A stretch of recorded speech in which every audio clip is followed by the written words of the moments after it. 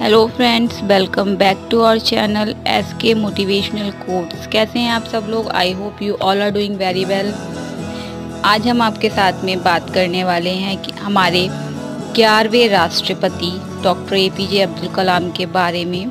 तो वीडियो को कंटिन्यू करने से पहले प्लीज़ मेक श्योर कि आपने हमारे चैनल को सब्सक्राइब कर लिया है। अगर आप हमारे चैनल पर नए हैं तो प्लीज़ चैनल को सब्सक्राइब करके बेल आइकॉन ज़रूर हिट करें, जिससे कि आपको मैं वीडियो की नोटिफिकेशन सबसे पहले मिल सके। डॉक्टर APJ अब्दुल कलाम एक प्रख्यात भारतीय वैज्ञानिक और भारत के 11वें राष्ट्रपति थे।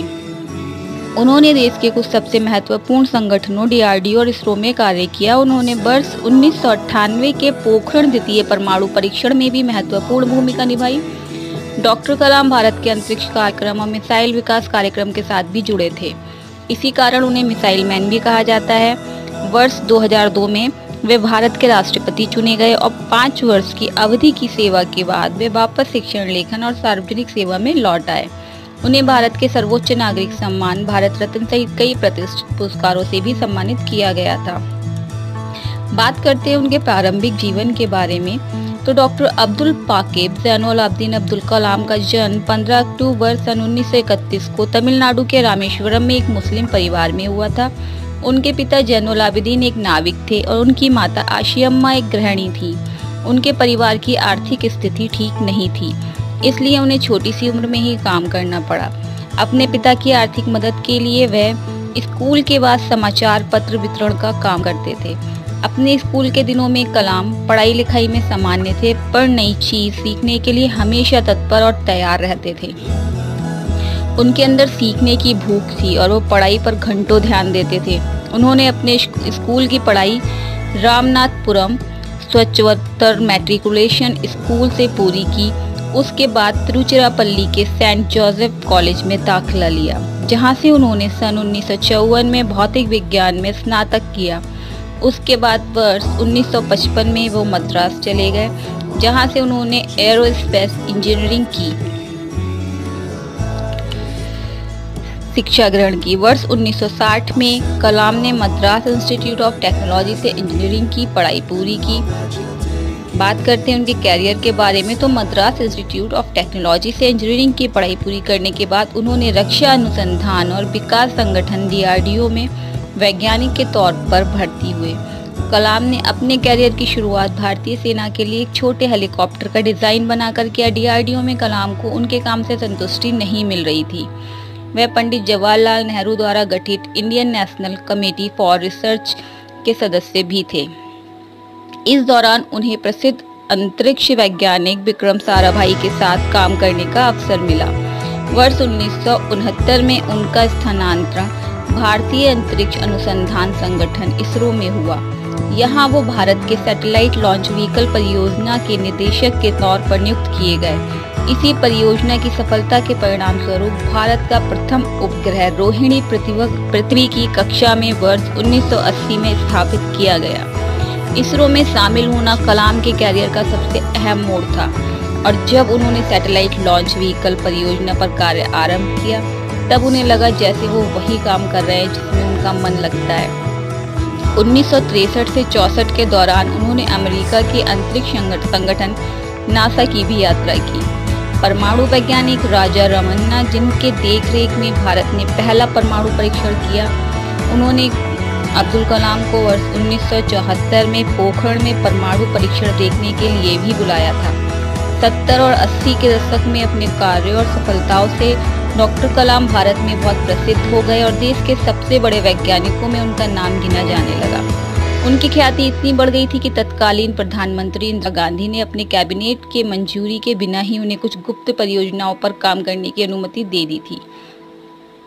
भारत सरकार ने महत्वाकांक्षी integrated guided missile development programme का प्रारंभ डॉक्टर कलाम की देखरेख में किया। वो इस परियोजना के मुख्य कार्यकारी थे। इस परियोजना ने देश को अग्नि और पृथ्वी जैसी 2 मिसाइलें दी हैं। जुलाई 1992 से लेकर दिसंबर 1999 तक डॉक्टर कलाम प्रधानमंत्री के वैज्ञानिक सलाहकार और रक्षा अनुसंधान और विकास संगठन DRDO के सचिव थे। भारत ने अपना दूसरा परमाणु परीक्षण इसी दौरान किया था। उन्होंने इसमें एक महत्वपूर्ण भूमिका निभाई थी। R चिदम्बरम के साथ डॉक्टर कलाम इस परियोजना के समन्वयक थे। इस दौरान मिले मीडिया कवरेज ने उन्हें देश का सबसे बड़ा परमाणु वैज्ञानिक बना दिया। वर्ष 1998 में डॉक्टर कलाम ने हृदय चिकित्सक सोमा राजू के साथ मिलकर एक कम कीमत का कोरोनरी स्टेंट का विकास किया। इसे कलाम राजू स्टेंट का नाम दिया गया। एक रक्षा वैज्ञानिक के तौर पर उनकी उपलब्धियों और प्रसिद्धि के मद्देनजर एनडीए की गठबंधन सरकार ने उन्हें वर्ष 2002 में राष्ट्रपति पद का उम्मीदवार बनाया। उन्होंने अपने प्रतिद्वंदी लक्ष्मी सहगल को भारी अंतर से पराजित किया और 25 जुलाई 2002 को भारत के 11वें राष्ट्रपति के रूप में शपथ ली। डॉक्टर कलाम देश के तीसरे ऐसे राष्ट्रपति थे जिन्होंने राष्ट्रपति बनने से पहले ही भारत रत्न से नवाजा जा चुका था।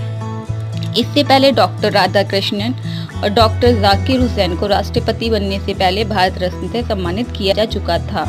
उनके कार्यकाल के दौरान उन्हें जनता का राष्ट्रपति कहा गया। अपने कार्यकाल के समाप्ति पर उन्होंने दूसरे कार्यकाल की भी इच्छा जताई, पर राजनीतिक पार्टियों में एक राय की कमी होने के कारण उन्होंने ये विचार त्याग दिया। 12वें राष्ट्रपति प्रतिभा पाटिल के कार्यकाल की समाप्ति के समय एक बार फिर उनका नाम अगले संभावित राष्ट्रपति के रूप में चर्चा में था, परंतु आम सहमति नहीं होने के कारण उन्होंने अपनी उम्मीदवारी का विचार त्याग दिया।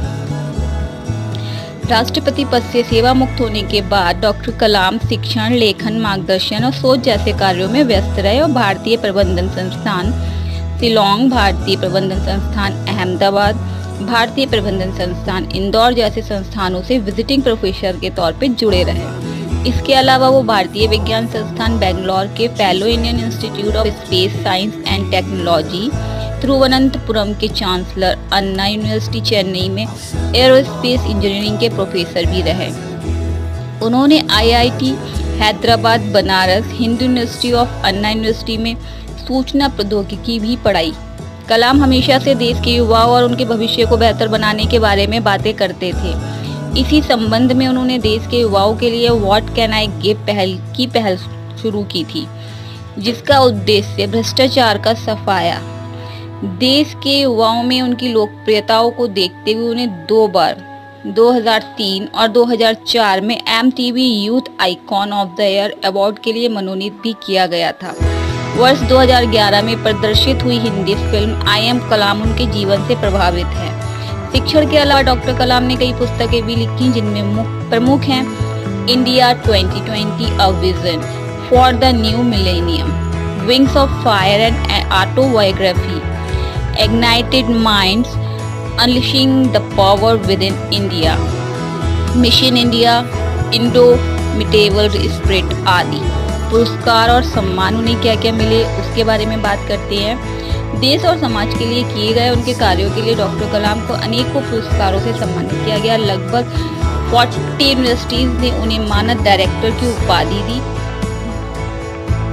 और भारत सरकार ने उन्हें पद्म विभूषण और भारत के सबसे बड़े नागरिक सम्मान भारत रत्न से अलंकृत किया, जिसमें 40 विश्वविद्यालयों ने उन्हें मानद डॉक्टरेट की उपाधि भी दी।